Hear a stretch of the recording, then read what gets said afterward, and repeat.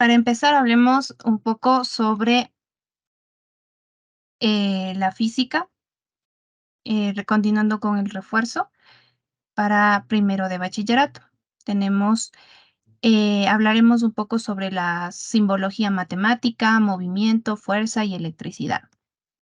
La simbología matemática. Hay que recordar que es importante acordarse de cierta manera de la simbología matemática, pues es muy importante a la hora de resolver ejercicios de física, no solo de física, sino también de matemática en este caso. Tenemos el símbolo de pi, que representa 3.1416 de forma resumida, variación de x, siempre que tengamos el triangulito hablaremos de variación. Puede ser una variación de temperatura, una variación del desplazamiento, que también se representa con la letra X, una variación del tiempo, entonces siempre va a significar variación o incremento. D sobre D de t, estamos hablando de una derivada respecto al tiempo.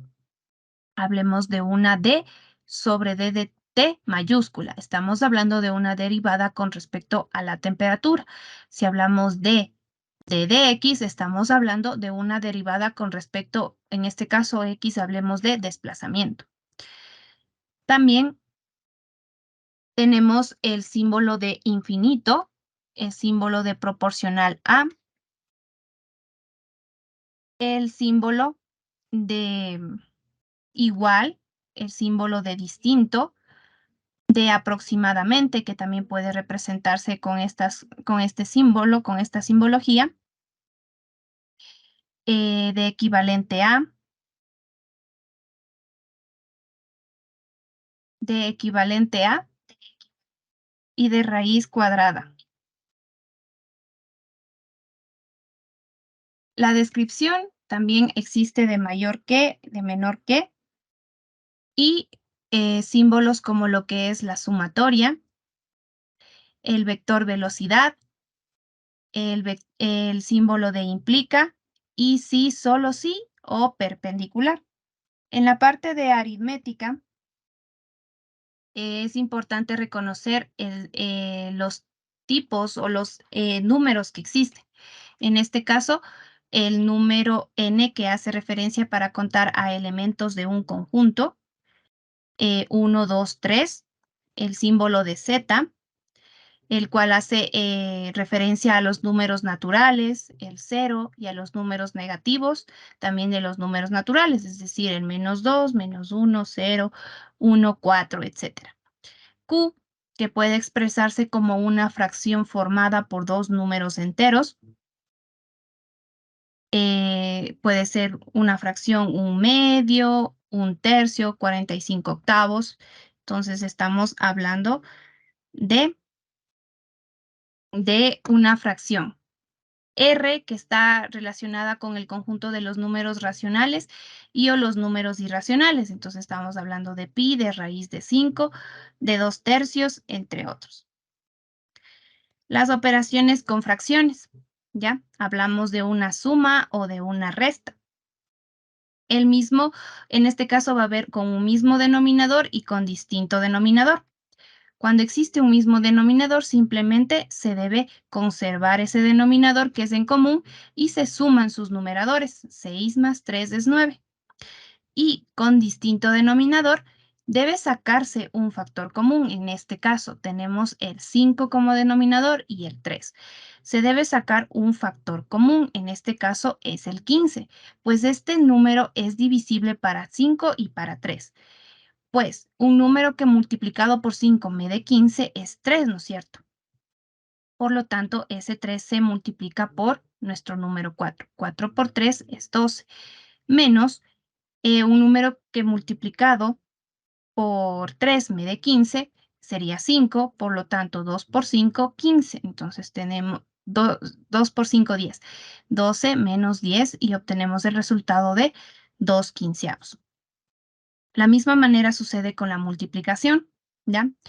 En la multiplicación, en este caso, tenemos un cuarto por 3 medios. Simplemente se multiplican numeradores con numeradores y denominadores con denominadores. 3 por 1, 3, 4 por 2 es 8. Y la división, en este caso, implica la multiplicación en cruz de el numerador de nuestra primera fracción con el denominador de nuestra segunda fracción y de la misma manera. Por lo tanto, nos queda 3 por 5, 15, 4 por 2 es 8.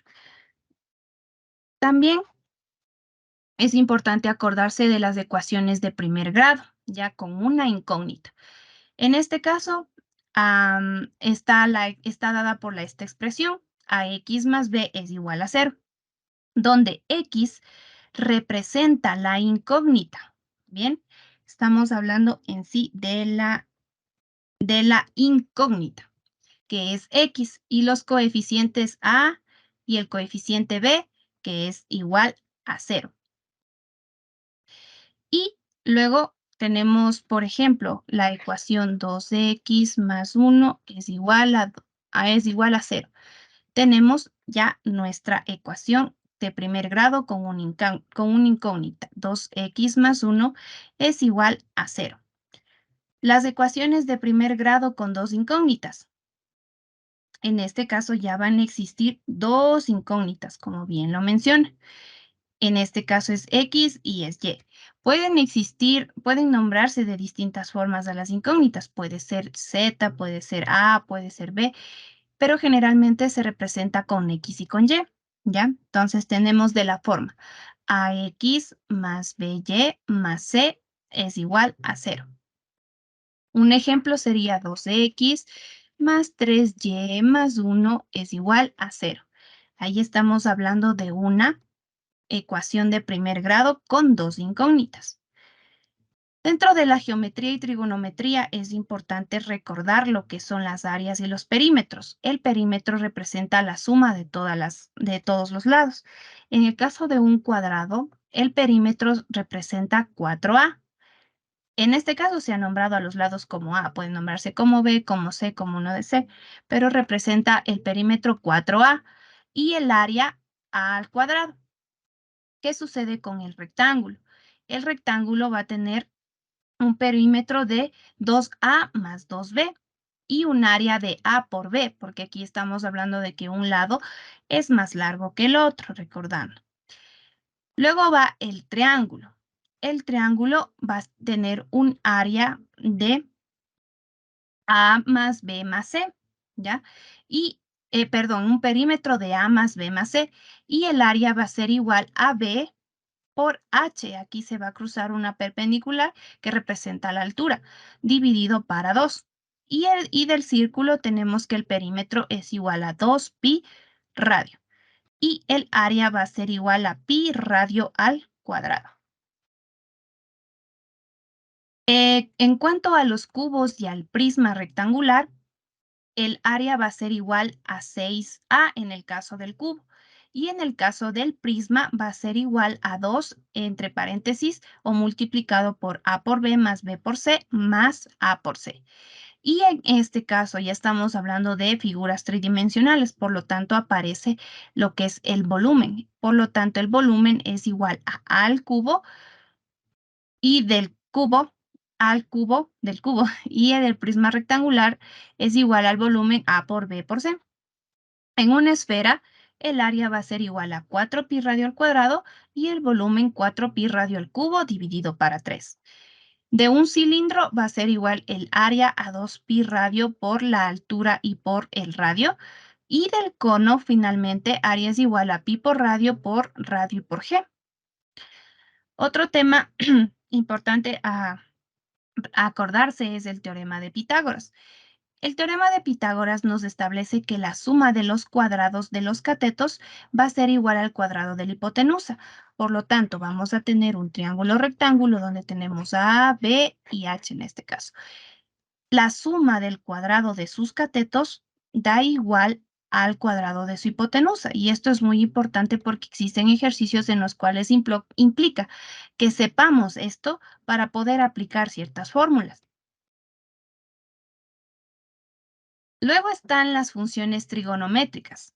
Ya, por ejemplo, el seno del ángulo va a ser siempre el cociente entre el cateto opuesto al ángulo y la hipotenusa. Seno del ángulo va a ser igual a cateto opuesto, que en este caso era B, dividido para la hipotenusa, solo la hipotenusa, ¿ya?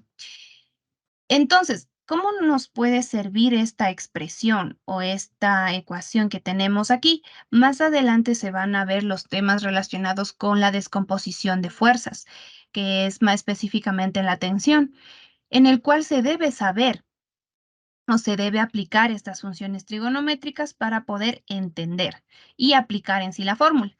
Y el coseno del ángulo nos dice que es el cociente entre el cateto continuo o adyacente al ángulo y la hipotenusa.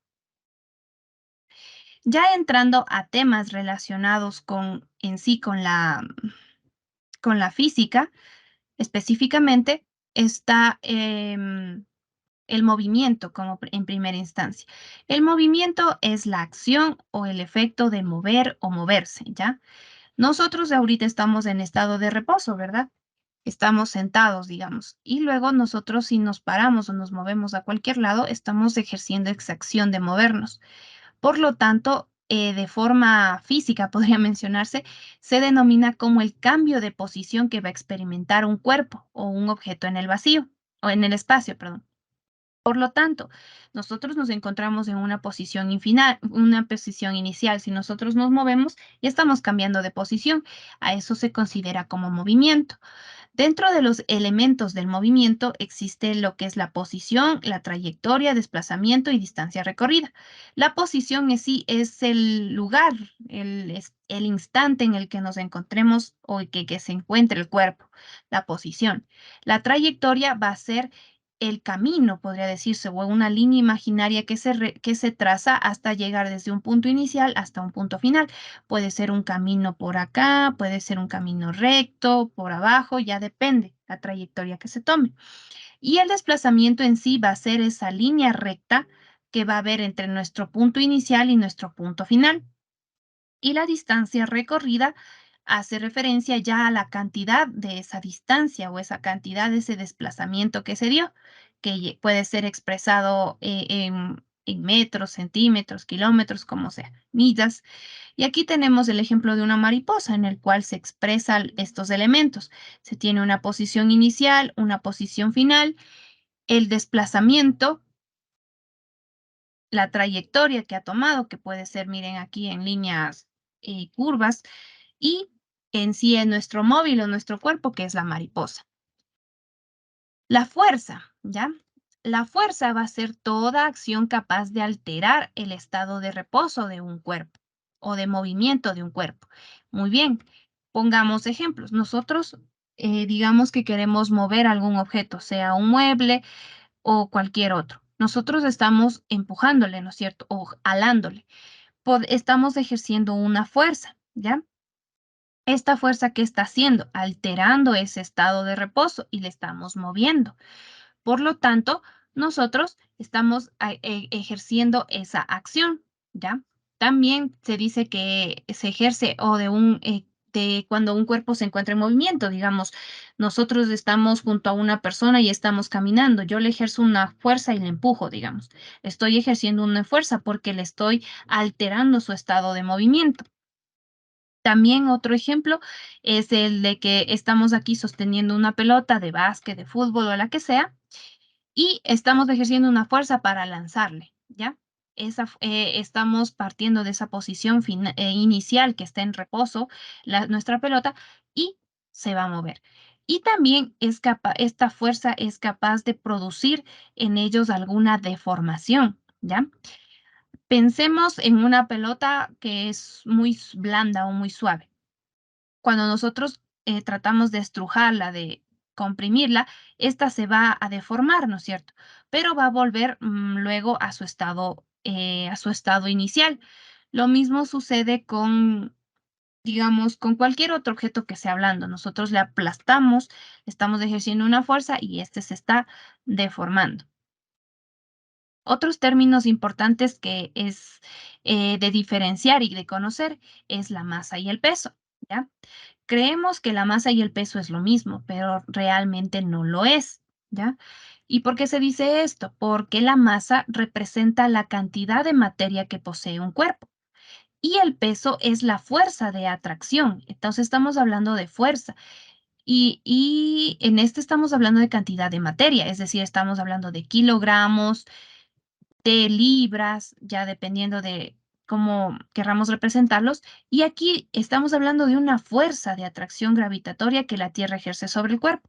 La fuerza generalmente se representa en newtons, entonces también está cambiando sus unidades de medida. Por lo tanto, aquí tenemos un ejemplo, tenemos a nuestra personita que dice que pesa 120 kilos, que tiene una masa de 120 kilogramos, pero su peso en la Tierra es de 1200 newtons. Pero si esta persona estuviera en la Luna, su masa sigue siendo la misma porque es una cantidad de materia que el cuerpo posee, pero el peso ya va a cambiar. Dice que el peso es de 200 newtons y esto es debido a la atracción gravitatoria, pues la atracción gravitatoria en la Tierra no es la misma que hay en la Luna. Luego están las leyes de Newton, que también es importante recordar que son tres. La primera ley de Newton es denominada como la ley de la inercia y esta nos dice que todo cuerpo permanece en reposo o en estado de movimiento rectilíneo uniforme a menos que una fuerza sea ejercida sobre el mismo y haga que se mueva. ¿Listo? La segunda ley de Newton hace referencia a esta fuerza que se está ejerciendo y surge una fórmula que es bastante importante reconocer, que la fuerza es igual a la masa por la aceleración. Y la tercera ley de Newton, que nos está hablando de la ley de la acción o reacción, en el cual, por ejemplo, está aquí una persona ejerciendo una fuerza sobre esta pared, una acción, y esta pared obviamente se está oponiendo a esa reacción. La electrización, ya temas relacionados con la electricidad o corriente eléctrica. La electrización ya es un fenómeno por el cual nos dice que los cuerpos adquieren una carga eléctrica. Las cargas van a ser partículas que están constituidas por átomos y recordemos cómo es un átomo. El átomo está constituido por electrones, los cuales están girando alrededor de este núcleo y en este núcleo se encuentra lo que es los protones que tienen carga positiva, el neutrón que tiene igual carga de cargas positivas y negativas y el electrón de carga negativa.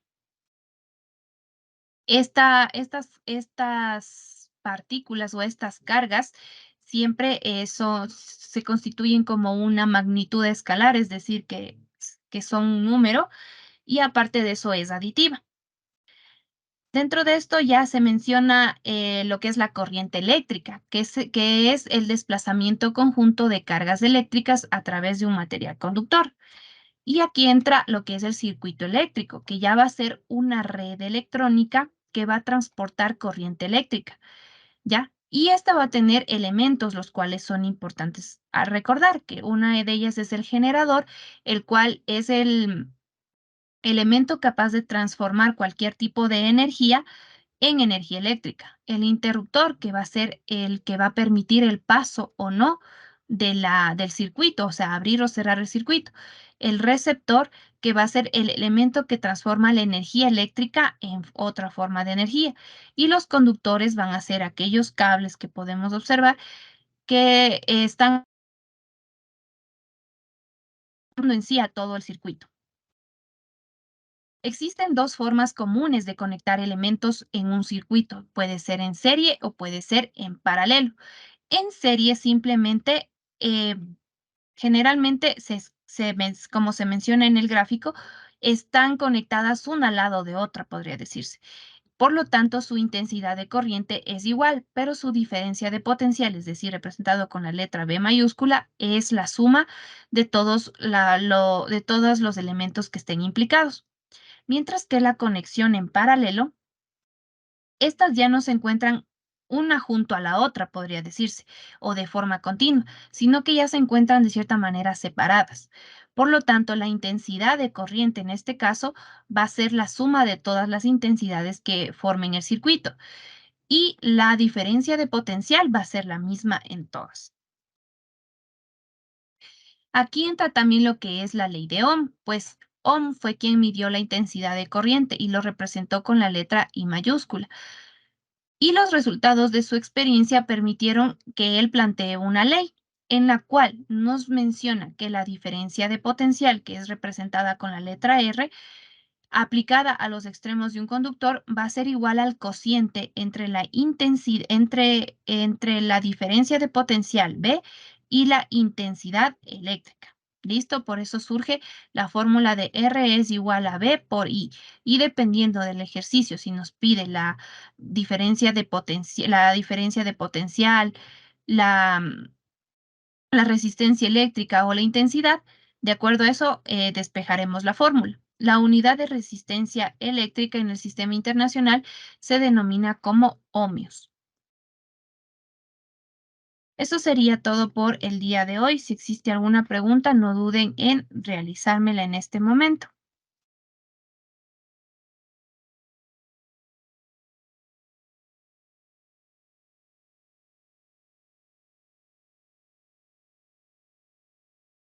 Muy buenos días, estimados y estimadas estudiantes. Sean bienvenidos y bienvenidas a su semana, a su clase de la semana 3 del propedéutico de matemáticas. Correcto, a continuación voy a proceder a compartirles el material para ir revisando la temática que tenemos planeada o planificada para el día de hoy. Correcto, entonces vamos a comenzar en este momento. Bien, lo que nosotros vamos a trabajar en esta sesión de estudio, pues son los números reales. Vamos a definir qué son los números reales. Vamos a trabajar con la expresión aproximada de un número real.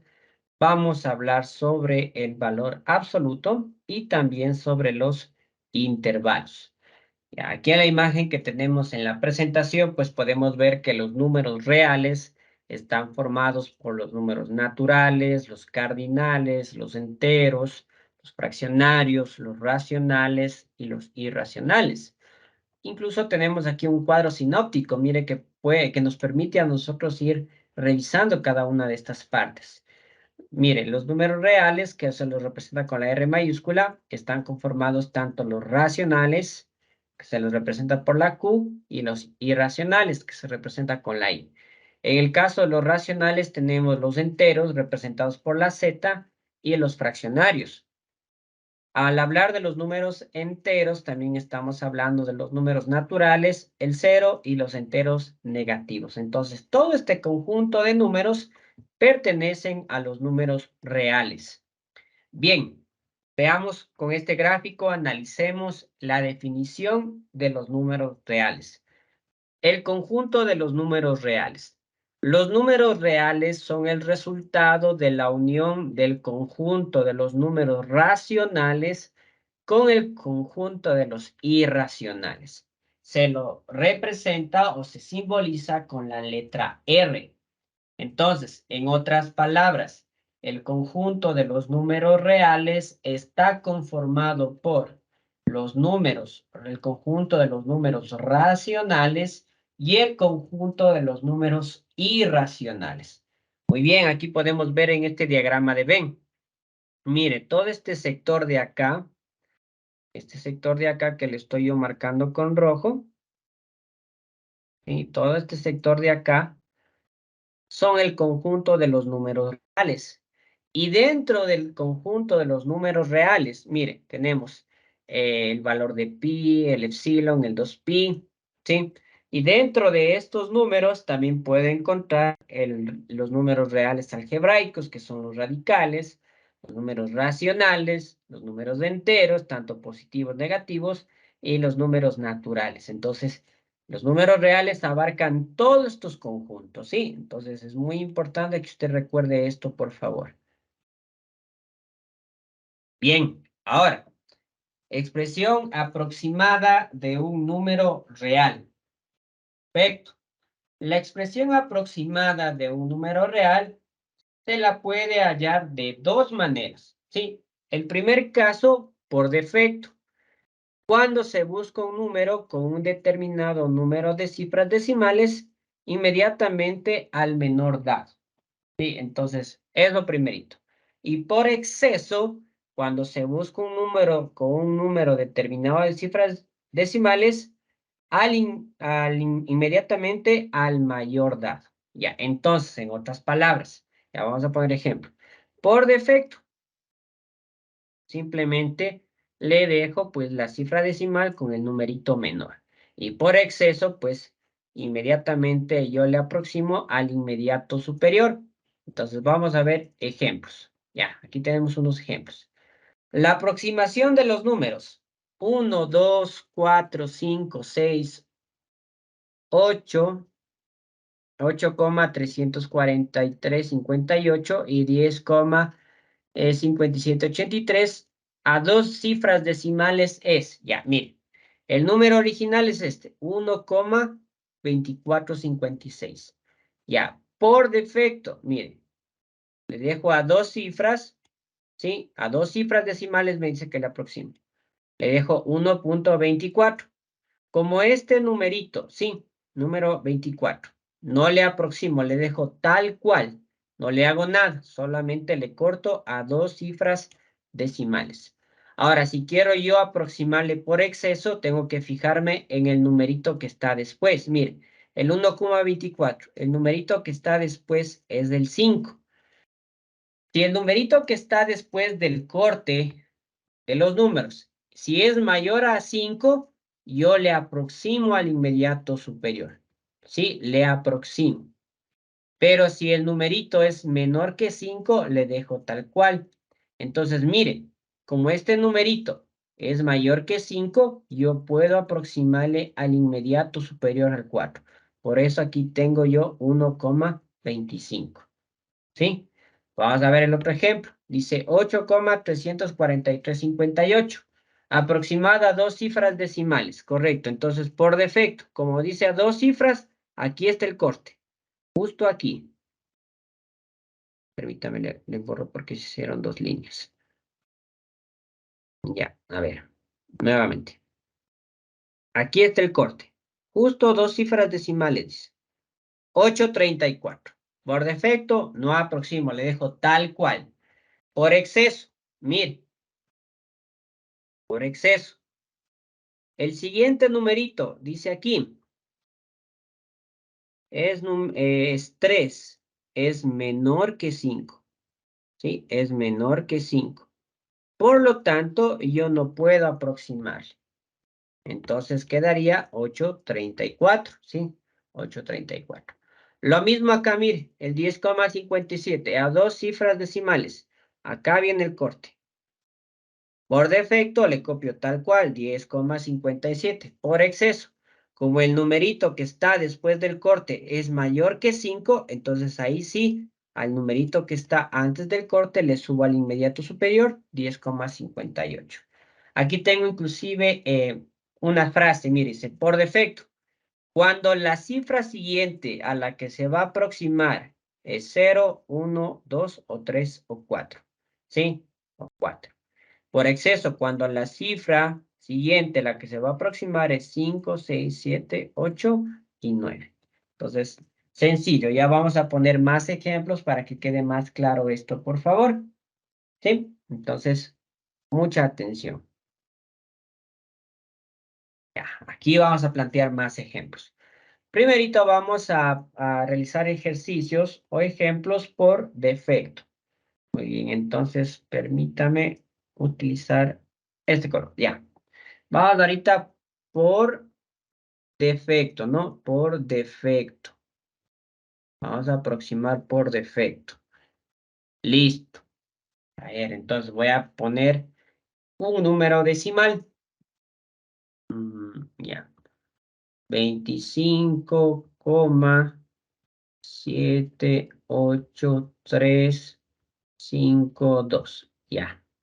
Ya. A tres cifras decimales vamos a aproximar. Aproximar a tres cifras decimales. Tres cifras decimales. Ya, a tres cifras decimales. Ya, entonces vamos a realizar primerito el corte. Recuerde que después de la coma vienen los números decimales. Entonces, si me dice a tres cifras decimales, 1, 2, 3. Aquí está el corte. Ya el resto ya no lo utilizo porque me dice solo aproxímele a 3 cifras decimales. Entonces mi respuesta por defecto quedaría así. 25,783.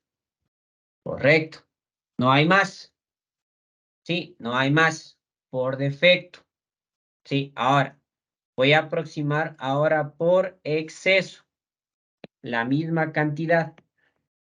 Ocupemos otro color. Ya.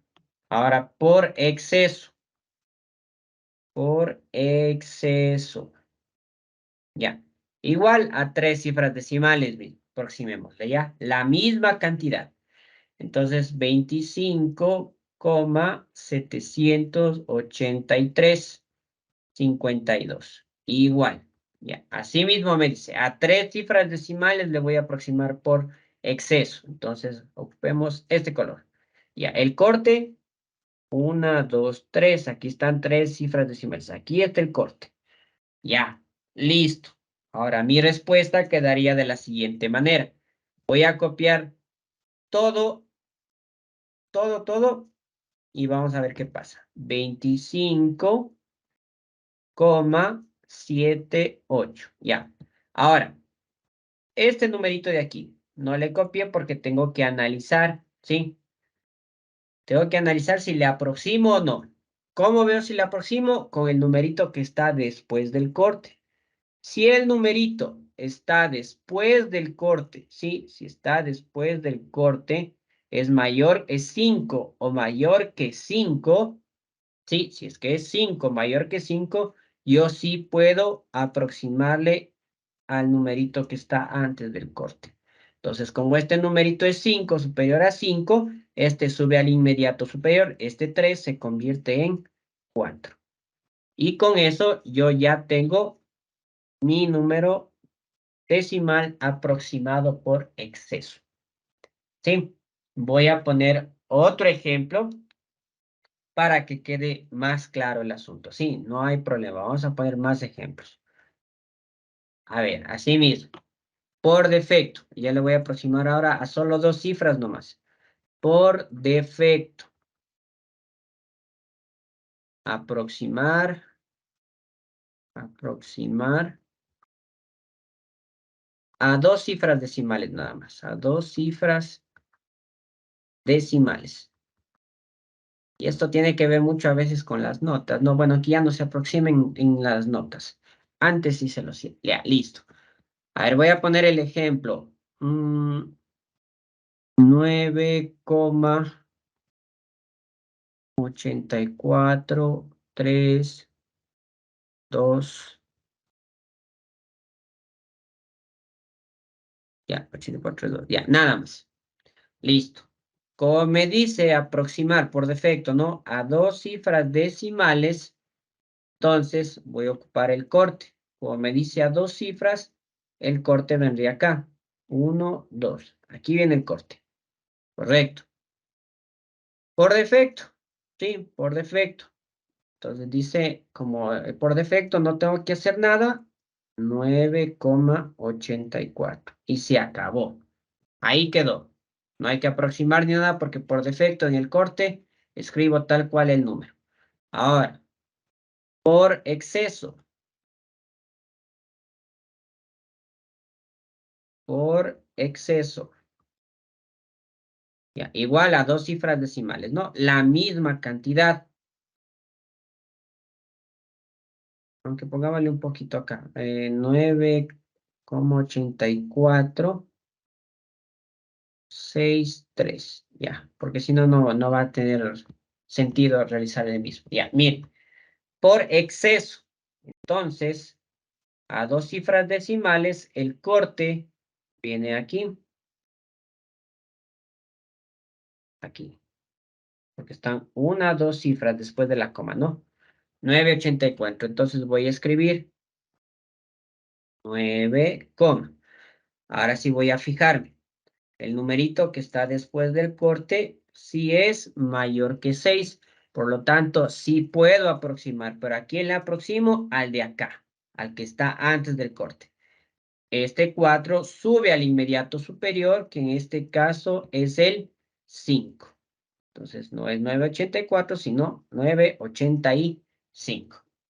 Aproximado a 2 cifras decimales. Sí, entonces, para aproximar, usted tiene que darse cuenta, claro está, a cuántas cifras decimales tiene que aproximar. Hicimos a 3 cifras, a 2 cifras, probablemente le digan aproxímele solo a una cifra, entonces el corte vendría después del numerito siguiente, después de la coma, etcétera. Entonces, ahí usted tiene que fijarse cómo tiene que aproximar. Bien, vamos ahora al valor absoluto. El valor absoluto de un número real se simboliza con estas dos líneas paralelas y la A pues viene a representar cualquier número real, ¿no? Y es la distancia que existe o que hay desde o hasta el cero sobre la recta real. Vamos a ver el ejemplo. Dice, se representa en la recta real el significado del valor absoluto de los números -3 y 5. Ya, voy a hacer aquí un pequeño zoom. Ya, vamos a ver. Aquí primero. Ya, especialmente vamos con el -3. Ya, recuerden, el valor absoluto son los espacios, ¿sí?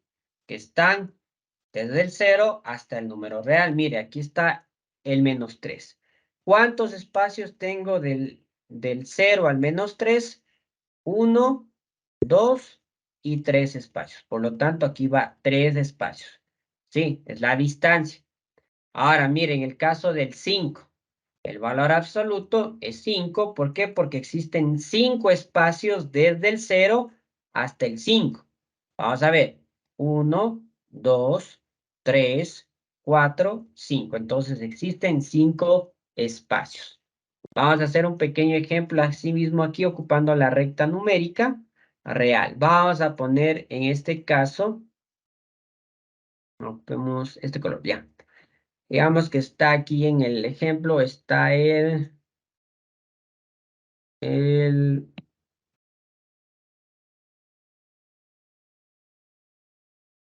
4, ¿ya? Mire, el 4 positivo y también está el -2. Listo. Entonces lo mismo. Vamos a ver con el 4 positivo. El 4 se encontraría aquí. ¿Sí? Ahí estaría el 4. Entonces, del 0 al 4 positivo van a existir 4 espacios. Entonces, vamos a dibujarlo en este momento. Desde el 0 y desde el 0 hasta el 4 van a haber 4 espacios. Y el 4 en valor absoluto, 4 espacios. Y vamos contando. 1, 2, 3, 4 espacios. Ahora vamos a ver con el -2. Entonces vamos a ubicarle al -2 en el lado de acá, en el lado izquierdo. Aquí está el -2. ¿Sí? Entonces el intervalo vendría desde el 0 hasta el -2. ¿Cuántos espacios hay desde el 0 hasta el -2? 1, 2 espacios. Entonces el valor absoluto de -2 es 2, porque hay 2 espacios desde el 0 hasta el -2. ¿Sí? Correcto. Ahora revisemos qué es un intervalo, o conocido también como semirrecta, o también conocido como entorno. Un intervalo es un subconjunto de números reales que se corresponden con los puntos de un segmento o de una semirrecta en la recta real. Mire, aquí yo tengo un intervalo. Primerito, un intervalo tiene un inicio y tiene un fin. Mire, aquí tengo el inicio que parte desde el punto A hasta el punto B. Entonces, recordemos, ¿no? Tiene un inicio y un fin cuando el intervalo es cerrado. Cuando el intervalo es abierto va a tener un inicio, pero no va a tener un fin. Ya vamos a ver eso cuando lleguemos a la parte de los intervalos y a la clase de los intervalos. Y aquí tenemos, mire, intervalo abierto, ¿sí? notación AB, representada como conjunto, tenemos que X son los números menores que B y mayores que A. En otras palabras, la gráfica tenemos aquí. Vamos a hacer un pequeño zoom. Ya, miren. Este es un intervalo abierto, ¿sí? A y B. Ahora, ¿cómo yo me doy cuenta que es abierto? Y en la notación se encuentra encerrado entre paréntesis. Ya, número uno. Y otro cuando utilizo, pues, círculos blancos, ¿sí? Unas bombitas blancas. Cuando los dos tienen círculos blancos, quiere decir que es un conjunto, es un intervalo abierto, que va desde aquí hasta acá. Ahora vamos al intervalo cerrado. En la notación se encuentran encerrados entre corchetes. Entonces usted ve que se encuentran encerrados entre corchetes, es un intervalo cerrado. Y gráficamente, pues se los representa con puntitos negros. ¿Sí? Puntito A, puntito B, ambos puntitos están pintados de color negro. Por lo tanto, son intervalos cerrados. ¿Sí? Un intervalo semiabierto cumple unas características, ¿no? Que utiliza un corchete y unas llaves, o un paréntesis, perdón, o un paréntesis y termina con un corchete. Y así no utiliza, mire, círculos pintados y círculo despintado. Círculo despintado y círculo pintado. Es una mezcla, ¿no? Y en el caso de la semirrecta, pues nosotros podemos hallar estos ejemplos de aquí. ¿Sí? Círculo semipintado hacia el infinito positivo, círculo pintado hacia el infinito positivo, círculo despintado al infinito negativo porque va a la izquierda, círculo pintado al infinito negativo porque va a la izquierda. Y pues obviamente la recta pues cumple desde el infinito positivo hasta el infinito positivo, negativo y positivo vienen los números reales. Entonces, estos gráficos nos van a servir a nosotros mucho para poder entender la gráfica, ¿no? Muy bien, perfecto. Vamos a ver unos ejemplos, ¿ya? A ver. Eh, esperen un segundito que me confundí. Ya está. Listo. Tenemos aquí entonces. Vamos a representar un intervalo abierto. Ocupemos este color, ya. Intervalo abierto. Pongámosle entonces 5 y 3. Ya. Primerito, ¿cómo sé que es abierto? Porque está encerrado con paréntesis. Entonces, cuando está entre paréntesis, es abierto. Por lo tanto, en la gráfica quedaría de esta manera.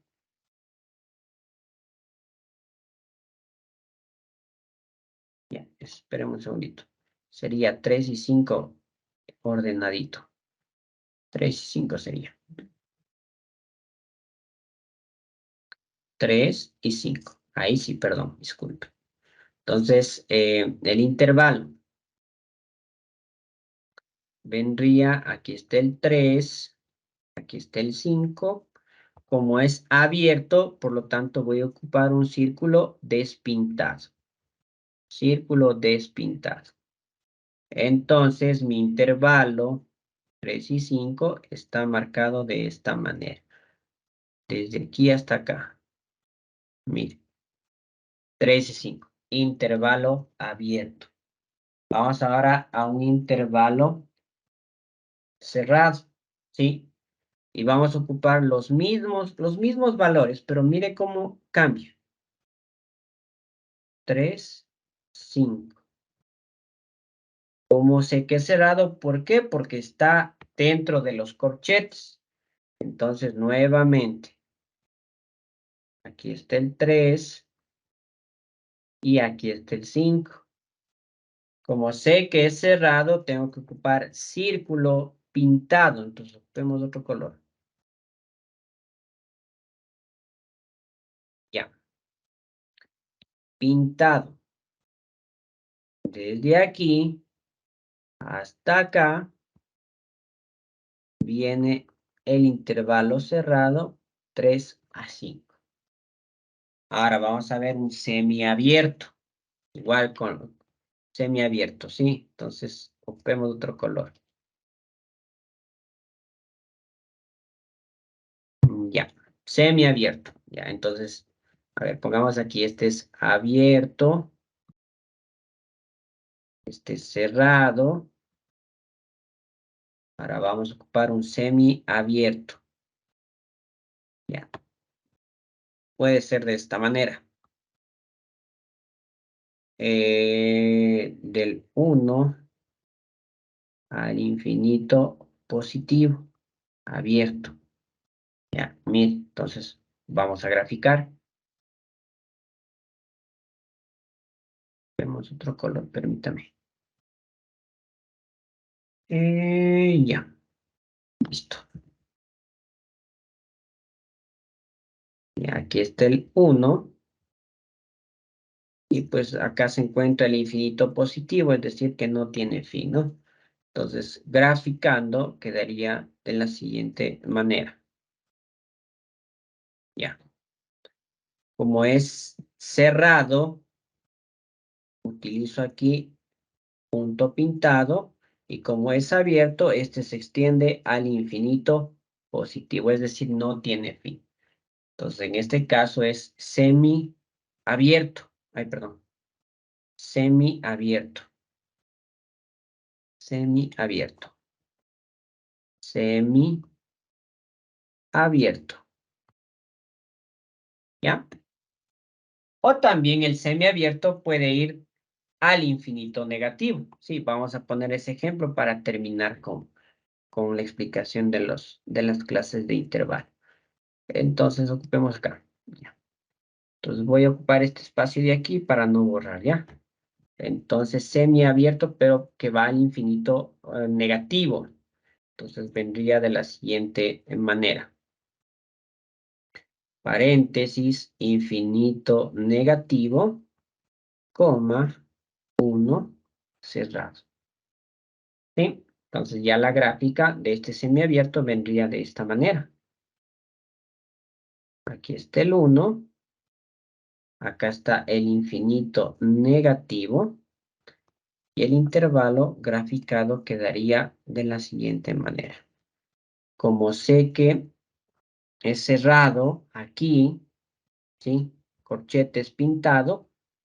Y como es abierto, pues obviamente por el paréntesis se va hasta el infinito negativo.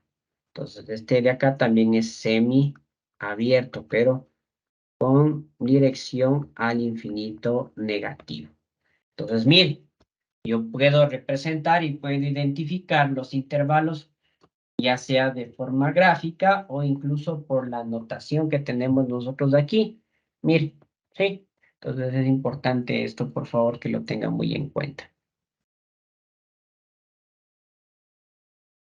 Listo.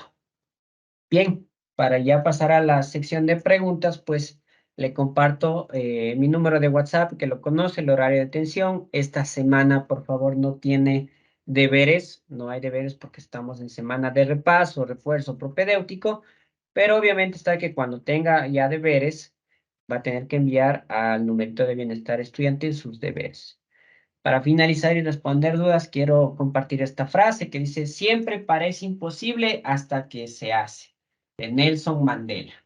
Muchas gracias por su atención. En este momento voy a dejar de grabar y voy a responder dudas en el caso de que existan, por favor.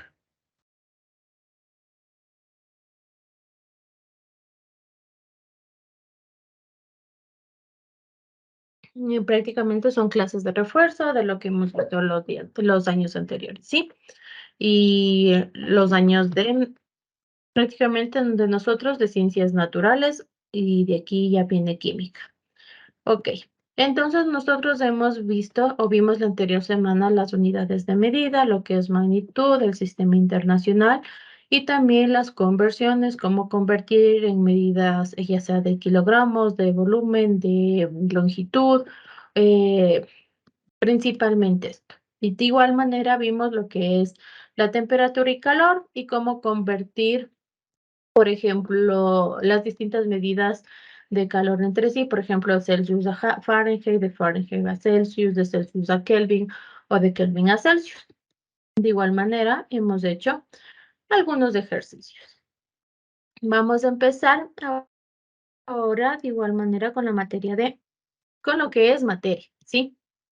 Prácticamente la materia, o si nosotros miramos a nuestro alrededor, podríamos enumerar infinidad de materiales, ¿verdad? O sea, yo ahorita tengo, por ejemplo, mi mouse, mi computadora, tengo mi cuaderno, mi tabla periódica, tengo mi escritorio, etcétera, ¿sí?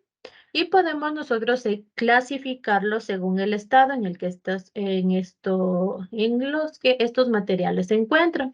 Por ejemplo, mi mesa está en estado sólido, mi agua está en estado líquido, por ejemplo, no sé, estoy cocinando, el humo está en estado gaseoso, etcétera, ¿sí? Hay veces que vemos dos vasos que puede contener, no sé, a simple vista el mismo tipo de sustancia. Por ejemplo, agua en un vaso y el otro vaso puede ser el alcohol. Pero si nos fijamos nosotros en sus propiedades o características de esos vasos y de la sustancia que tiene adentro, vamos a ver que esas características no son iguales, lo que indica que los vasos contienen o van a contener sustancias que son diferentes. La clasificación más general de la materia es la que se basa en sus constituyentes, ¿sí? Entonces, ¿cómo se va a clasificar la materia? Nosotros conocemos que la materia está formada por partículas, que pueden ser iguales o pueden ser distintas, ¿verdad? Nosotros podemos clasificar la materia en dos partes. Una que se va a llamar mezclas y las otras se van a llamar sustancias puras. ¿Qué son las sustancias puras? Las sustancias puras es la materia o son aquellas que están formadas por un solo tipo de partículas, ya sean estos átomos o moléculas, y por ello tienen las mismas propiedades en todas sus partes, es decir, solo van a estar formadas por un tipo de partículas, ¿sí? Las propiedades físicas características, por ejemplo, como la densidad, la temperatura, permanecen invariables, es decir, no variables en cualquier porción de la sustancia que nosotros tenemos, ¿sí? Eh, Aquí, por ejemplo, nosotros podemos ver las sustancias puras de las mezclas, ¿verdad? Aquí la sustancia pura que tenemos aquí el oro, aquí en el oro que nosotros podemos ver, se me fue el nombre de este. En estos cuadritos de oro, todo este cuadrito está formado por una sola sustancia, que es el oro, ¿sí? El oro es prácticamente todo el compuesto que se repite en cada una de su estructura. Y todo este oro va a tener las mismas propiedades, va a tener las mismas características por ser solo oro, ¿sí? Nosotros tenemos que las sustancias puras pueden ser de dos tipos. ¿Cuáles son estos? Los elementos y también puede ser las sustancias. Por ejemplo, aquí en las sustancias puras, nuestra sustancia pura puede ser la unión de varios elementos y también puede ser la unión de varios compuestos, de un solo compuesto. Por ejemplo, en los elementos, las sustancias puras no se pueden descomponer en otras más sencillas y por ello se constituyen o son los constituyentes más sencillos del planeta. También se pueden considerar elementos los sólidos formados por agrupaciones de átomos iguales, en este caso la porción de un metal. En este caso tenemos la de oro, donde todos los átomos tienen la misma característica. Por ejemplo, el oro, por ejemplo, no sé, el átomo de carbono en el diamante, o también tenemos la unión de varias moléculas que son iguales. Y tenemos en estas sustancias puras también los compuestos. que son sustancias formadas, que son sustancias puras también, que son formadas por 2 o más elementos, y siempre que tienen la misma proporción y pueden descomponerse por métodos químicos. Aquí también tenemos lo que son las mezclas, ¿verdad? La materia se clasifica en sustancias puras y mezclas, ¿verdad? Una mezcla, en cambio, es una porción de materia que es formado por 2 o más componentes. ¿Cuántos tipos de mezclas hay? Hay 2, las mezclas homogéneas y las mezclas heterogéneas. Las mezclas homogéneas o disoluciones se caracterizan principalmente por la unión de 2 o más componentes que no se pueden ver fácilmente cuáles son los componentes que tienen. Las mezclas homogéneas presentan las mismas propiedades en todas sus partes. Por ejemplo, una mezcla homogénea es el agua mezclada con la sal, ¿sí? Nosotros no podemos ver el componente de esa agua con sal, ¿verdad? ¿Algún ejemplo de otra mezcla homogénea? Una mezcla homogénea también puede ser el yogur o la leche. ¿Por qué? Porque si nosotros podemos ver la leche, solo tiene el color amarillo, perdón, el color blanquito en todo su volumen, ¿verdad? Pero nosotros si nos ponemos a separar en todos los componentes, vamos a ver que tiene grasas, que tienen algunos, que tiene agua, que tiene algunas cosas, ¿sí? En donde esos se van a mezclar y forman en sí una mezcla homogénea. Otro ejemplo también de mezcla homogénea, por ejemplo, es el yogur, en donde nosotros no podemos ver qué contiene. El yogur puede contener azúcar, puede contener sal, contiene también microorganismos vivos debido a que se realiza mediante el proceso de fermentación también, etcétera. De igual manera, por ejemplo, una mezcla homogénea puede ser el agua con azúcar. el- Podemos ver también el agua con café y con azúcar, también es una mezcla homogénea, en donde prácticamente nosotros no podemos distinguir o no podemos ver los componentes que están en mi mezcla. En cuanto a también tenemos entonces nuestra mezcla heterogénea, en donde una mezcla heterogénea se caracteriza por estar formada de 2 o más porciones distinguibles a simple vista. Es decir, yo puedo ver en una mezcla heterogénea, puedo ver aquí una ensalada. La ensalada está constituida por muchísimos elementos, ¿verdad? Yo veo aquí la lechuga, el tomate, el pepino, etcétera, la zanahoria. Yo puedo ver que en esa mezcla hay distintos componentes. Es una mezcla heterogénea esta mezcla, mi ensalada está formada por varios vegetales. Esa es una mezcla heterogénea. Yo la puedo ver a simple vista.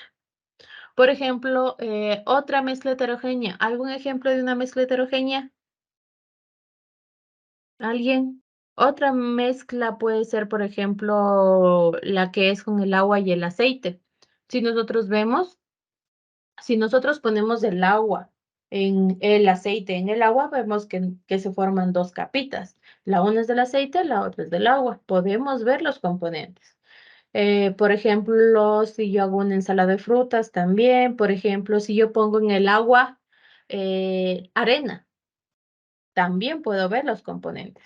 Si yo me pongo a mezclar 2 polvitos, la arena y el azúcar, yo puedo ver que es una mezcla con 2 componentes, la arena y el azúcar, ¿sí? En general, los componentes de una mezcla homogénea o también heterogénea pueden hallarse en cualquier proporción y aquí para recuperar cada uno de sus componentes se puede aplicar métodos físicos para poder nosotros separar. Por ejemplo, ¿cómo se separa la sal del agua? ¿Alguien? Nosotros podemos, bueno, uno de ellos, ¿no? Una forma de separar la sal del agua es haciendo hervir va cambiando de estado del agua de líquido a gaseoso y al final solo queda la parte de la sal, ¿sí? Si ustedes pueden ver, pueden poner a hervir el agua con la sal Eso también es una disolución, una sobresaturada o saturada. Ustedes van a ver que se queda la sal al fondo y el agua todita se evapora. En una mezcla heterogénea yo también puedo separar lo que es, no sé, de acuerdo aquí la ensalada que tengo aquí, en mi mezcla heterogénea yo puedo separar lo que son todos los componentes, puedo poner a un lado lo que son los tomates, puedo poner a un lado lo que son las lechugas, los pepinos, las zanahorias, etcétera, ¿sí? Prácticamente esas son nuestras mezclas homogéneas y heterogéneas. ¿Cuál es la diferencia entre las mezclas homogéneas y heterogéneas? O también, ¿cuál es la diferencia entre sustancias puras y las mezclas?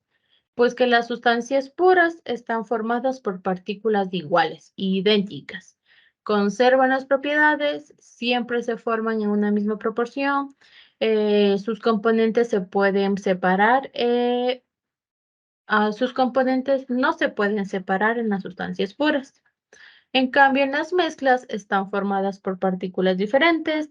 Sus propiedades dependen de las proporciones que los componen, por las partículas que los componen. Sí pueden tener una composición variable, no tienen una fórmula para realizar una mezcla heterogénea y sus componentes se pueden separar por medios físicos. ¿Sí? Ok.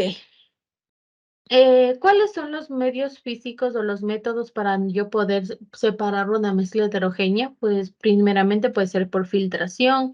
Cuando nosotros filtramos, no sé, estamos lavando el arroz y el arroz con el agua ya sería una mezcla heterogénea. Estamos filtrando en un colador para poner a hacer el arroz. La filtración sería un método para separar.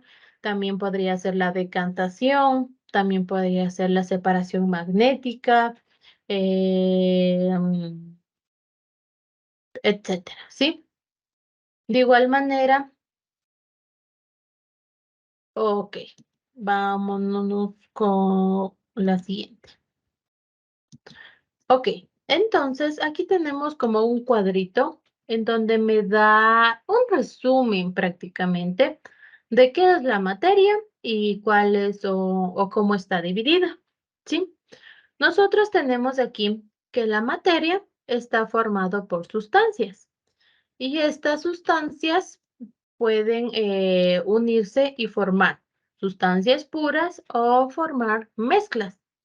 En las sustancias puras, es decir, las sustancias aisladas como sustancias puras, ¿cuáles son se clasifican estas sustancias puras en elementos y en compuestos? En cambio, las mezclas, estas pueden ser homogéneas y pueden ser heterogéneas, ¿sí? Esto es lo que es la materia. La materia está formada por sustancias. Cuando están aisladas solo una sustancia, son sustancias puras. Cuando están agrupadas, o son la agrupación de diferentes sustancias, se forma una mezcla. Una sustancia pura puede ser un elemento o un compuesto y una sustancia o una mezcla puede ser homogénea o heterogénea. Las homogéneas son las que nosotros no podemos ver los componentes de esa mezcla y las heterogéneas son las que nosotros podemos ver y podemos separarles mediante métodos físicos, ¿sí? Las homogéneas también se pueden separar por métodos físicos o químicos. Ok, tenemos aquí la relación de la química con otras ciencias.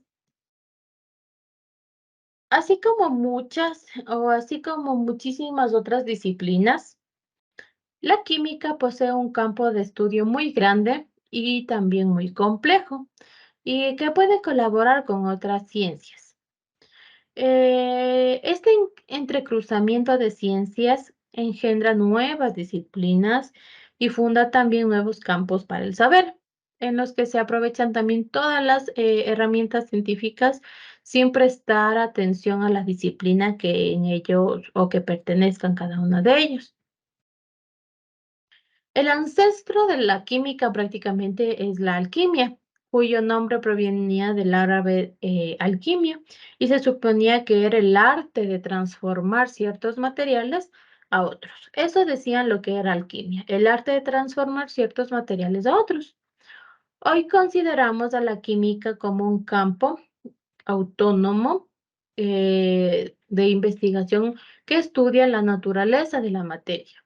Estudia las reacciones, estudia los elementos constituyentes, las leyes que gobiernan también la estructura y la transformación de esta materia. Como sabemos, materia es todo, todo es materia, ¿sí? Es decir, todo lo que nosotros vemos pudo haber pasado por un proceso químico.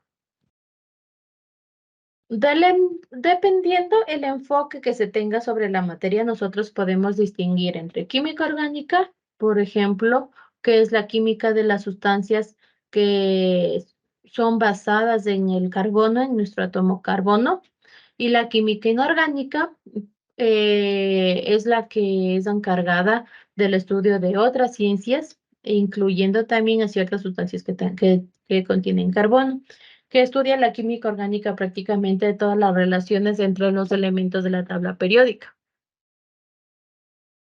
En cambio, la química orgánica estudia prácticamente todos los elementos que contienen o que tienen como base el átomo carbónico, el átomo carbono. De igual manera, la química puede entrar en otras áreas que nos permiten hablar de la química con otras disciplinas. Por ejemplo, tenemos de aquí la fisicoquímica, tenemos la bioquímica, la geoquímica, la astroquímica, que son materias o que son áreas en las que la química se ha unido con otra área. Tenemos aquí la fisicoquímica, que es una ciencia que propone, por ejemplo, una mirada sobre la materia y la energía a la vez, las dos juntas, la cual ubica en el espacio común entre la química y la física. En general, aplica los modelos de los sistemas propios de la física de las moléculas y las sustancias que lo constituyen a mi elemento o sí, a mi elemento. En cambio, la bioquímica puede entenderse también como un punto de encuentro entre la química y la biología, y que estudia el funcionamiento del cuerpo de los seres vivos a un nivel molecular, es decir, cómo se transforma y cómo está organizada la materia en el caso particular de los seres vivos. Tenemos también que la química se relaciona con la geoquímica, que es el encuentro en la geología, entre la geología y la química. La geología prácticamente estudia las capas de la superficie de la Tierra.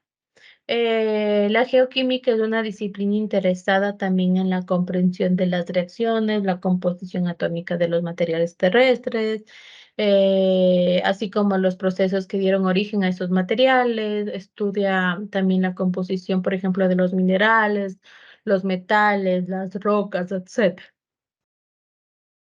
Tenemos también lo que es la astroquímica, que, que esta va de la mano de la astronomía, que esta astronomía está interesada muchísimo en el espacio, y la química fundada en este caso el estudio de la materia de cómo existe vida fuera del otro planeta, de otros planetas, fuera del planeta Tierra, perdón. Y esta disciplina intenta comprender también muchos de los astros o cómo se forman los astros, por qué están formados, etcétera.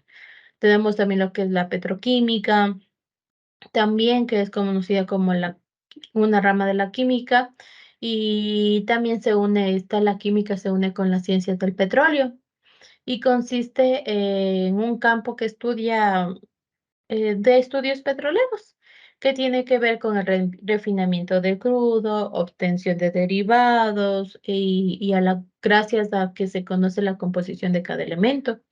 Tenemos también lo que es la ingeniería química, que es el cruce entre la química y la ingeniería, y se trata de una rama de ingeniería dedicada al estudio, a la obtención de nuevos materiales que sea de utilidad para la industria y para la humanidad. Por otro lado, también la química colabora también con el desarrollo de otros saberes. Por ejemplo, aquí tenemos la medicina, en donde la comprensión del cuerpo se beneficia de los saberes especializados y que tiene ya de la química y la bioquímica.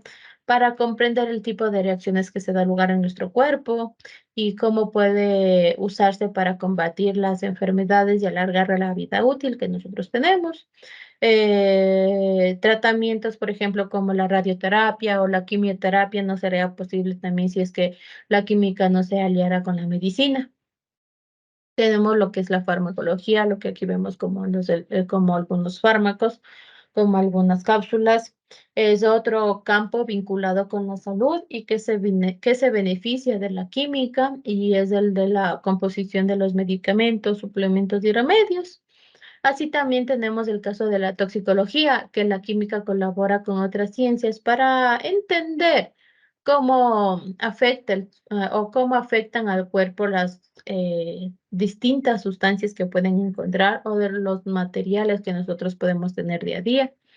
Y cuáles de ellos pueden usarse, también determinan cuáles de ellos pueden usarse para nuestros beneficios y cuál es el cambio que representa o cuando estos productos se eliminan. También tenemos a la ecología, en donde la preservación del medio ambiente, la conservación del equilibrio del planeta, también que nos da la vida y nosotros también lo conocemos mediante o va de la mano la ecología con la química y del estudio de las reacciones que ocurren en toda la naturaleza.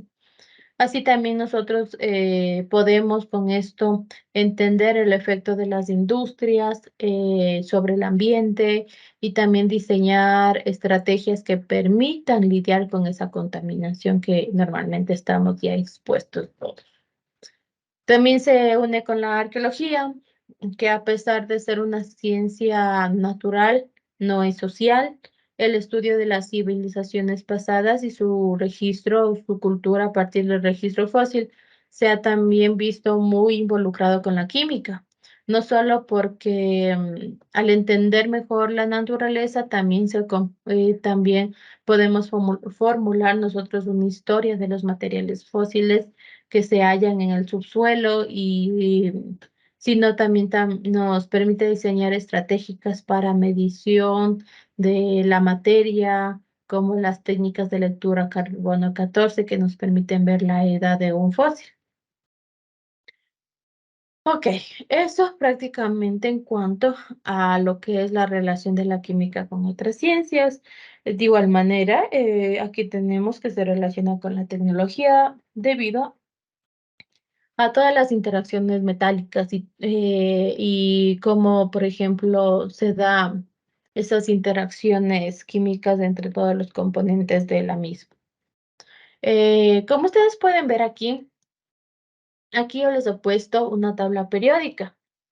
En nuestra química primera, sí, en química de primero normalmente se ve todo lo referido a lo que es la tabla periódica de los elementos, sus propiedades, los elementos, cómo está formada, por qué está formada así, por qué los elementos están puestos, están situados de esa manera de igual, ¿sí? Aquí yo les he puesto como un avance que para las clases que vienen desde la otra semana ya veríamos todo lo que es la materia de la tabla periódica y cómo también se forman compuestos. Lo veríamos a partir de esto, ¿sí? Asimismo, como ustedes pueden ver, la tabla periódica de los elementos tienen muchísimos datos. Por ejemplo, aquí tenemos lo que es el grupo, los periodos, cómo los elementos están formados por grupo, por periodo. Tenemos también que los elementos o que cada cuadrito o que cada cuadrito, nosotros tenemos un elemento donde aquí podemos ver el hierro, tenemos su símbolo, que aquí es Fe, tenemos su número atómico, podemos ver sus estados de oxidación, sus valencias, su masa atómica y por último la configuración electrónica, que eso nos da prácticamente el conocimiento de cómo va a ir cada uno de estos elementos colocados en nuestra tabla periódica. Nosotros también vemos que en nuestra tabla periódica hay la presencia de varios colores, ¿verdad? Que nuestra tabla periódica está dividida por varios colores, en donde cada color prácticamente representa al tipo de elemento. Por ejemplo, los azulitos, los celestitos, son los gases nobles, los medios rosaditos, los de que dice 17, que está la FCL, son los halógenos. En la parte izquierda vemos cómo está un color medio piel, salmón.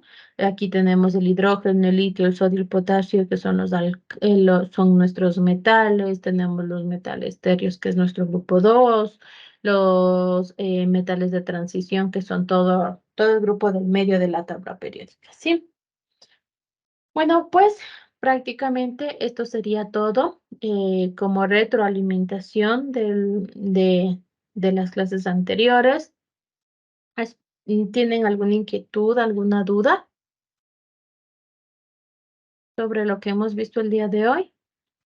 Ok, no hay problema. La otra semana ya comenzaríamos con lo que son clases exclusivamente de primero, ¿sí?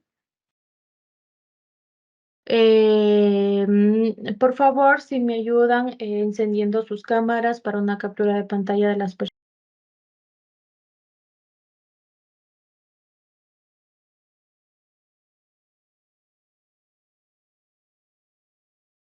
Muy buenos días, estimados y estimadas estudiantes. Sean bienvenidos y bienvenidas a su clase de Emprendimiento y Gestión, semana número 3 del propedéutico clase de refuerzo, ¿no? A continuación voy a proceder a compartirles el material en pantalla para que ustedes lo puedan revisar y lo puedan visualizar también junto conmigo.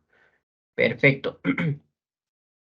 Entonces, analicemos la temática de esta semana de estudio. Muy bien, lo que nosotros vamos a trabajar en esta semana, pues es el término tributar de forma general, pero vamos a hablar ya de forma más profunda sobre el término activo. Vamos a dar la definición de activo y los ejemplos. Pasivo, vamos a dar asimismo su definición y los ejemplos. Y el término patrimonio con su definición y su respectivo ejemplo. Recordemos que el activo, pasivo y el patrimonio corresponden a la ecuación contable. Y también recordemos que tributar permite que el Estado, en este caso el Ecuador, pueda hacer uso de la recaudación de los impuestos para enfocarlos o destinarlos a infraestructura, a carreteras, a hospitales, a la construcción o repotenciación de hospitales, de escuelas, instituciones educativas, universidades, etcétera. Entonces, es importante que nosotros, pues, logremos pagar nuestros impuestos de forma responsable porque también estamos contribuyendo con el desarrollo del país. Correcto, entonces, ahora sí, entremos en materia. Activo. Recuerde que el activo es todo el dinero que dispongo yo para poder destinarlo a las distintas situaciones que requieren mi negocio o mi emprendimiento. Un ejemplo de activo es caja. En esta cuenta se registran los valores del dinero que se tiene físicamente en un emprendimiento, ya sea en billetes o monedas. Se debita por ventas al contado, la inversión del socio del emprendimiento, cobros en efectivo por parte de facturas a los clientes o también el dinero que presta una institución financiera, cooperativo o banco. ¿Sí? Se acredita por depósitos al banco de los fondos que se tienen en caja, por pagos en efectivo o retiros en efectivo por parte del dueño y entre otros. Y me va a decir, profe, pero usted me dijo que una deuda de cualquier institución educativa es un pasivo. Sí, correcto, un pasivo, una deuda. Pero cuando usted ya adquiere ese dinero en efectivo y lo tiene en caja, es considerado como activo. Ahora, para que ese activo pueda funcionar, pues tiene que invertirlo, etcétera, para poder ir poco a poco pagando, cancelando esa deuda. Banco es otro ejemplo de activo. Aquí se registran los valores que se tienen en cuenta, se tienen en una cuenta de una institución financiera, que sea tanto de ahorros o cuenta corriente, ¿sí? Al hablar de una institución financiera, estoy hablando de un banco, una cooperativa, una mutualista, etcétera, ¿no? Se debita por todos los depósitos que se realicen en las cuentas que usted tenga, ¿no? En las diversas instituciones financieras. Y se acredita por cheques girados por pagos efectuados, retiros de cuentas de ahorro, entre otros. Sí, inclusive actualmente se le utiliza también la famosísima transferencia. Entonces también se puede acreditar ese dinero a las cuentas bancarias por la transferencia bancaria, ¿no? Por las diferentes aplicaciones que ofrecen estas instituciones financieras. Otro ejemplo, tenemos las cuentas por cobrar. Se refiere a los valores que se tienen a cobrar a los clientes producto de las ventas a crédito. Esto también corresponde al activo. Se debita por ventas al crédito, se acredita por la cancelación de facturas, clientes, devoluciones, entre otros. Muy bien, entonces, si usted tiene su negocio, ¿sí? Y usted puede o vende también este tipo algún producto, ya un centro, un local de electrodomésticos y usted los vende a crédito. Entonces, conforme usted va cobrando a los clientes, le da crédito, eso también viene a ser un activo. Y obviamente usted va a tener sus facturas, ¿no? En el caso de los inventarios, aquí se registran los bienes para la producción o la comercialización. Es muy importante que un emprendimiento tenga su respectivo inventario. ¿Por qué? Porque ahí puede la empresa o el emprendimiento saber qué recursos tiene, qué le falta, qué debe reponer, qué debe nuevamente comprar, etcétera. Entonces, el inventario es muy importante. Asimismo, en la comercialización, regresemos al local de venta de electrodomésticos.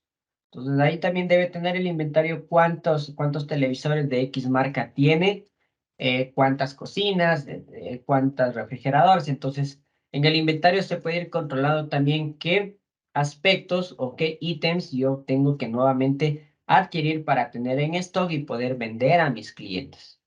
¿Cómo se debita? Uno, por la compra de materia prima o suministros de producción.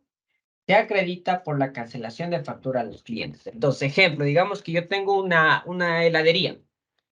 Entonces, yo tengo que comprar la materia prima o los suministros de producción. Necesito comprar, qué sé yo, leche, pulpa de frutas, azúcar, esencias. Entonces, todo eso va a estar en inventario. Y también lo voy a respaldar con las facturas que cancelo a los clientes, ¿no? Otro ejemplo, compra de productos para la venta. Regresemos al ejemplo del local de electrodomésticos. Entonces yo debo comprar, qué sé yo, 10 televisores marca Indurama de 50 pulgadas, 5 cocinas de marca Indurama, asimismo, 8 refrigeradoras de X marca. Entonces, ¿yo cómo puedo acreditar esto? Pues igual por la cancelación de facturas o en el caso de devoluciones. Entonces, en el inventario es más fácil controlar qué tengo, qué no tengo y qué me falta adquirir para mi local o mi negocio o mi emprendimiento. ¿Sí? Entonces, en el caso de que usted tal vez como en esta semana se recibió lo que es el 14º sueldo, que es por la ley, muchas personas también ocupan este dinero para tal vez comprarse algún electrodoméstico o lo invierten en la educación de los hijos para el pago de matrículas, uniformes, lista de útiles. Entonces, ahí también, por ejemplo, una librería también tiene su inventario y poco a poco va vendiendo pues, lo que son los útiles escolares. Si le falta, pues, o si ya se termina cierto producto, pues en el inventario lo ven, lo reponen y continúan con la venta.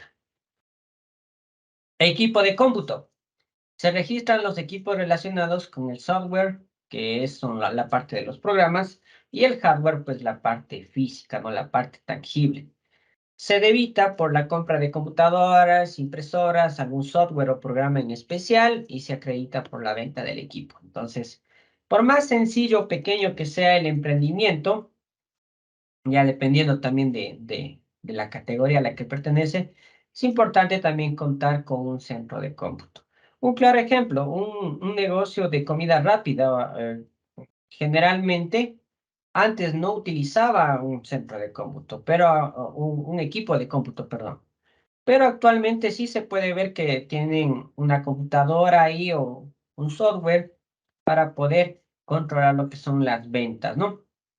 El aporte de los socios de estos bienes o también se puede dar de baja entre otros. Sabemos que la tecnología va creciendo a pasos agigantados y generalmente la tecnología que actualmente la consideramos como lo último en tecnología, pues próximamente en unos 2, 3, 4 meses ya aparece nueva tecnología.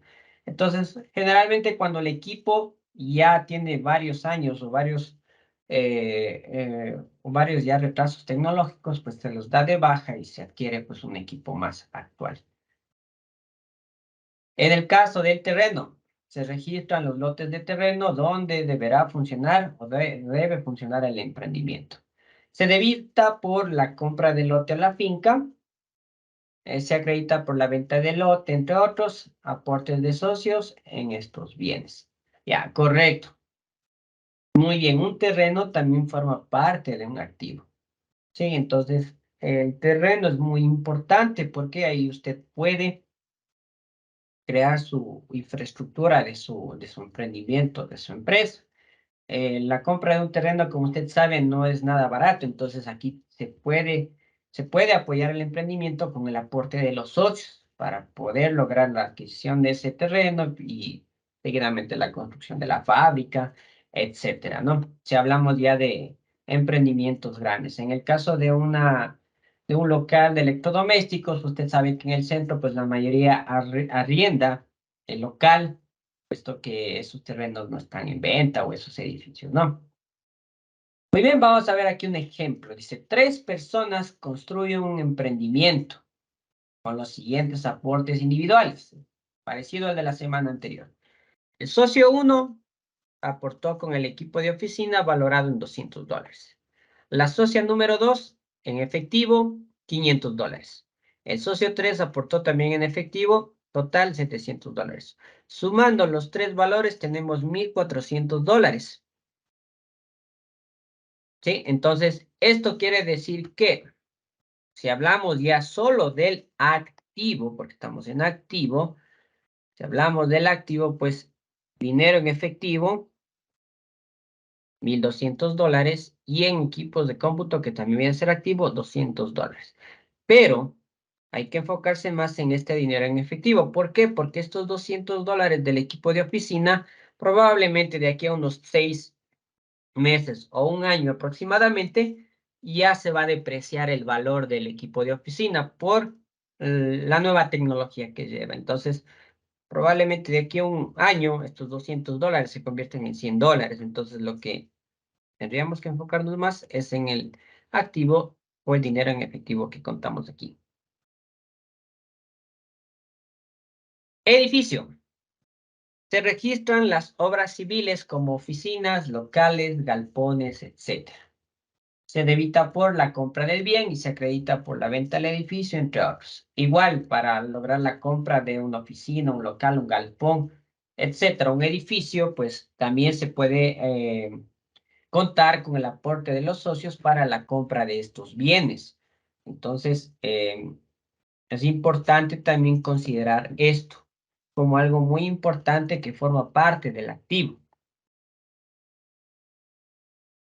Maquinaria.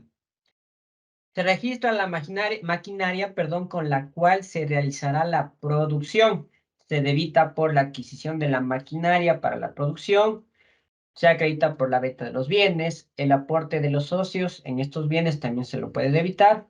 E incluso se puede dar de baja, entre otros. Sí, entonces, si hablamos de la maquinaria, ya sea para maquinaria agrícola, maquinaria textil, maquinaria en la parte de la parte alimenticia, etcétera, igual va a tener un tiempo de vida útil, dependiendo del uso, dependiendo del mantenimiento, etcétera. Entonces, claro está que esta maquinaria también va a llegar a un punto en la cual va a ser dado de baja, ya sea por el tiempo de vida terminado o tal vez por el daño eh, o inclusive el mal mantenimiento o una mejora tecnológica. Entonces, se puede también cambiar este tipo de maquinarias, ¿no? Ahora, hablemos del pasivo y el patrimonio. Al igual que con los activos, las cuentas del pasivo y el patrimonio reportan valores del debe y el haber, dependiendo de la naturaleza. A continuación, podemos describir cuándo se debitan o cuándo se acreditan las principales cuentas contables del grupo del pasivo y el patrimonio. Recordemos que el pasivo son las deudas y el patrimonio es lo que usted cuenta libre del activo y del pasivo, ¿no? Bien, veamos aquí el pasivo. Cuentas por pagar. Son las obligaciones del emprendimiento con los proveedores por compra a crédito. Se debita por pago de deudas con proveedores, se acredita por la compra de mercancía a crédito o la compra de activos a crédito, entre otros. Ya. Entonces, usted en su emprendimiento va a tener las cuentas por pagar. Usted puede comprar, qué sé yo, mercancía, los insumos o los ingredientes, insumos o materia prima para crear un helado. Entonces, usted puede pagar eso con dinero en efectivo o puede también pagarlo a crédito. Entonces, el pago a crédito también es un pasivo, porque es una deuda que usted tiene y lo va pagando mes a mes. Préstamo bancario. Son las obligaciones del emprendimiento con las instituciones financieras, ya sean bancos o cooperativas. Igual, al momento que usted solicita un préstamo, ya sea en un banco o una cooperativa, igual usted va a tener que pagar una cuota mensual para ir pagando poco a poco el préstamo que usted realizó en esas instituciones financieras. Se debita por pago de préstamos con instituciones financieras y se acredita por obtener préstamos con bancos, cooperativas, entre otros.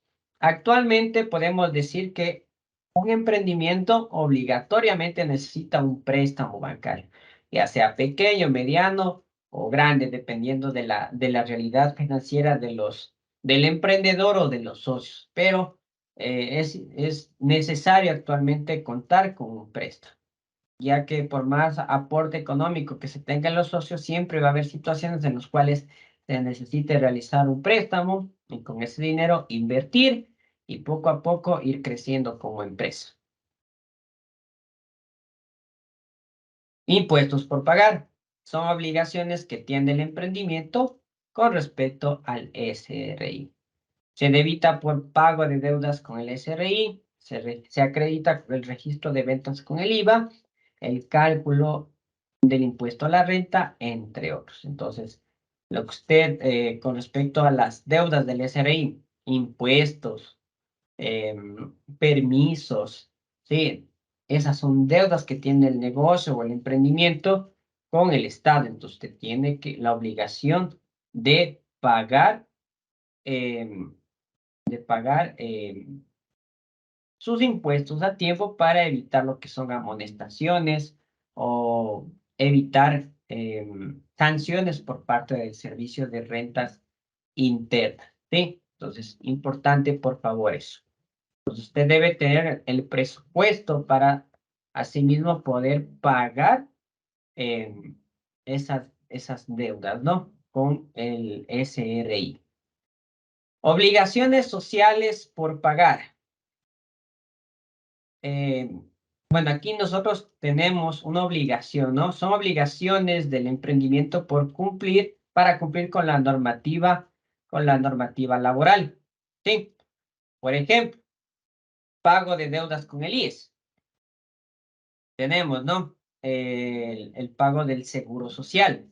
Se acredita por el registro de aportes del IES en la nómina. Entonces, la empresa tiene la nómina de empleados. Y posteriormente, pues usted como empleador tiene que pagar el IES a sus trabajadores. Pago de obligaciones laborales, provisiones del 13º y 14º sueldo, utilidades a favor de los trabajadores, entre otros. Entonces, por ejemplo, el 14º sueldo, que se lo paga en la región Sierra en el mes de agosto, en la región Sierra y Amazonía en el mes de agosto, región Costa por el mes de abril o mayo, no sé si no me equivoco. El 13º sueldo se lo paga en el mes de diciembre. Y las utilidades, pues obviamente es el valor o las ganancias que tuvo la empresa, el cual debe ser dividido o repartido entre los trabajadores. Entonces, todas esas obligaciones tiene que pagar el empleador o el dueño de la empresa, los socios de la empresa, a sus trabajadores. Y eso también es un pasivo. Pasemos ahora al patrimonio. El capital registra los aportes iniciales de los socios al emprendimiento. Se debita por el cierre de la empresa y se acredita por el aporte de los socios del emprendimiento, entre otros. ¿Ya? Entonces, el capital es todo el dinero que los socios lo colocan para crecer o surgir con el emprendimiento, ¿sí? Como ya vimos en el ejemplo pasado, ¿no? El socio 1 aportó con $200 de equipo de cómputo, el otro socio aportó con $700, el otro socio con $400. Entonces, ese es el patrimonio con el que cuenta el emprendimiento, la empresa.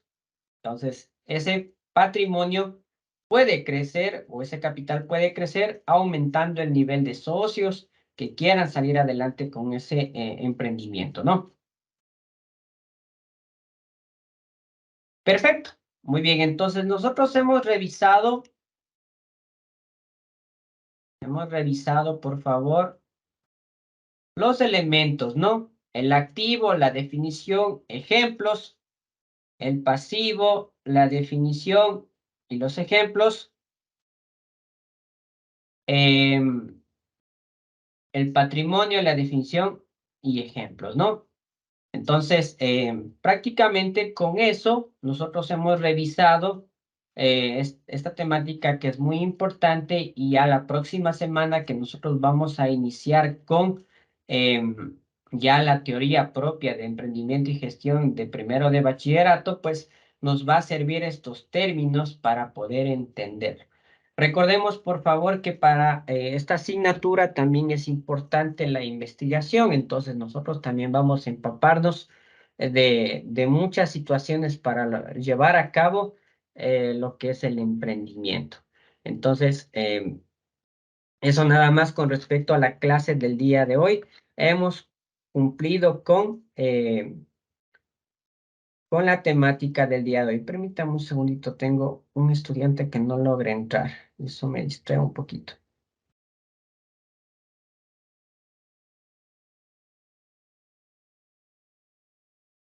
Ya, me estoy respondiendo porque dice que no puede entrar. Ya, listo. Perfecto. Entonces, listo. Entonces, hemos revisado cada uno de ellos. Ahora, si usted ya es dueño o socio de una empresa o un pequeño negocio que intenta surgir, pues es importante también que conozca de esto y lo aplique. Hay muchos negocios que han tenido mucho éxito, pero por no cumplir especialmente con las obligaciones con respecto al pago del IES, el pago de lo que es el 13º, 14º sueldo, e incluso utilidades, pues han tenido problemas con el SRI y han tenido varias dificultades y a veces esas multas o esas sanciones son literalmente exorbitantes, por lo tanto es complicado y al enfrentar una deuda tan grande, generalmente lo que opta la empresa o el emprendimiento es cerrar. Entonces, siempre mantener al día lo que son estos valores, especialmente del pasivo, ¿no? Que son las deudas. O incluso también hacer una proyección, como ya mencioné. Usted al momento de solicitar un préstamo en una institución financiera, trate de llenar en el formulario la información real. Si usted coloca información que no es real, Sí, claro está que, bueno, la institución financiera también averigua si la información es correcta, pero si usted no es capaz de pagar el crédito em, o el préstamo, pues también se vería em, en dificultades de continuar con su negocio. Entonces, todo tiene que ir a la par.